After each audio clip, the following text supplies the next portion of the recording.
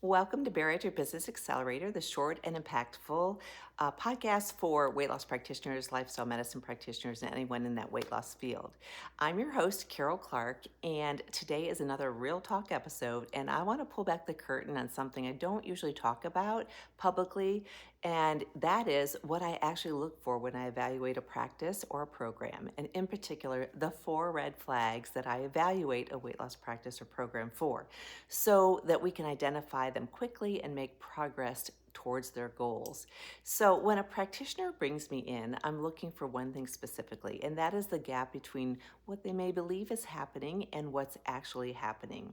And oftentimes they know this deep down, and they know that this is holding them back from accomplishing their goals, because this gap is almost always where the growth is hiding, and sometimes it's also where there's risk, which holds people back.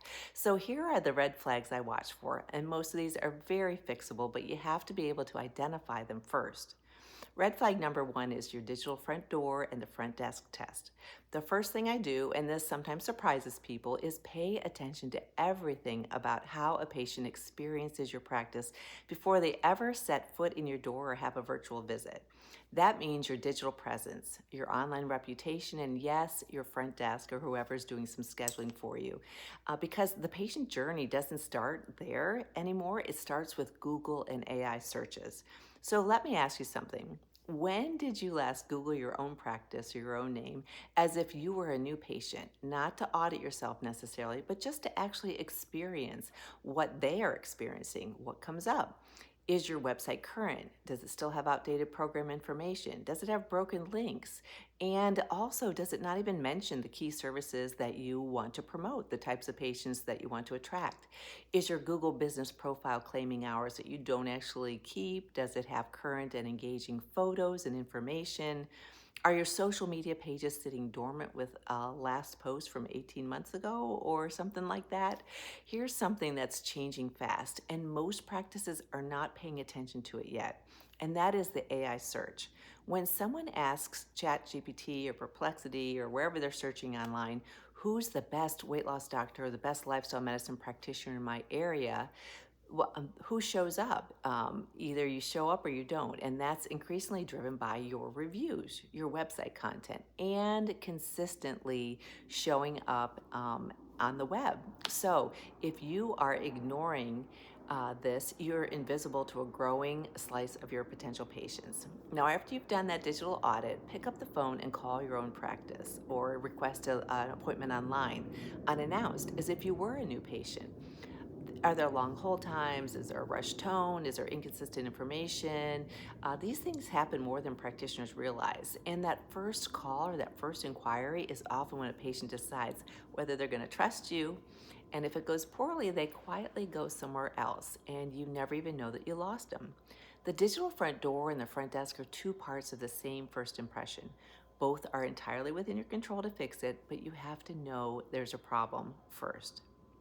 Okay, so red flag number 2, great marketing, leaky pathway. The second red flag is what I call great marketing with a leaky pathway.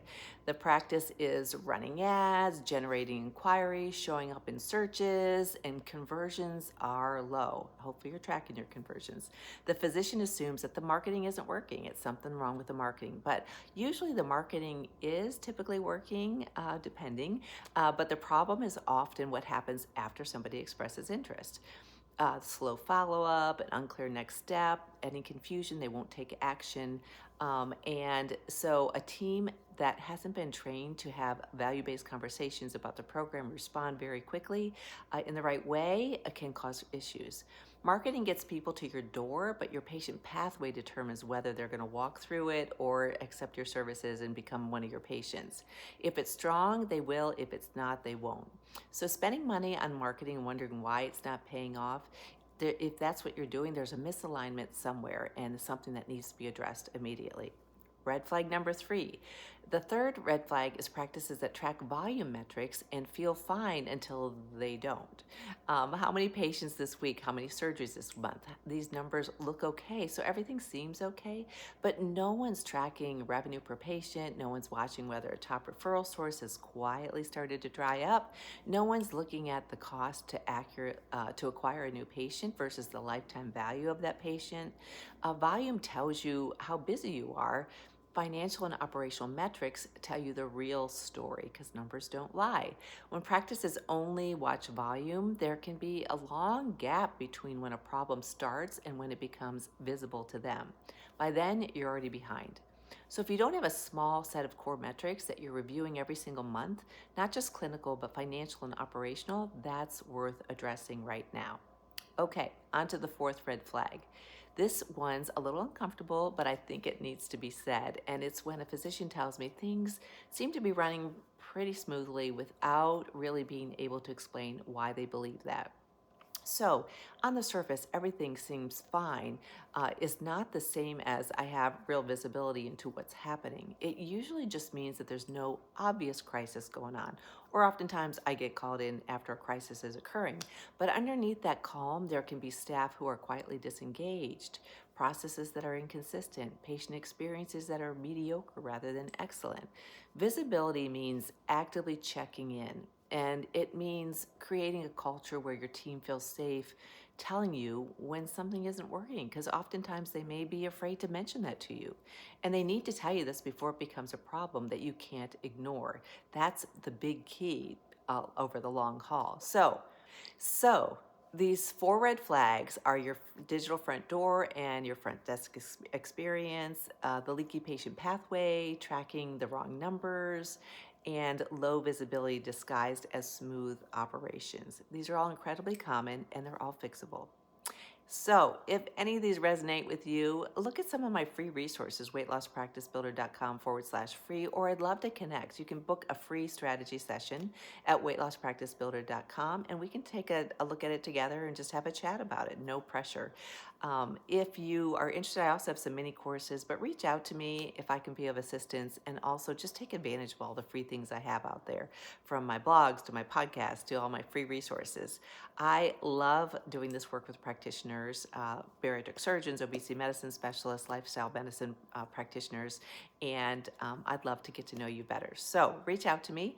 You can schedule time on my calendar through my website, weightlosspracticebuilder.com. And in the meantime, take care, and don't forget to look at the my episode last week, which was the first one on this Real Talk series, and then I have another one coming up next week. In the meantime, take care.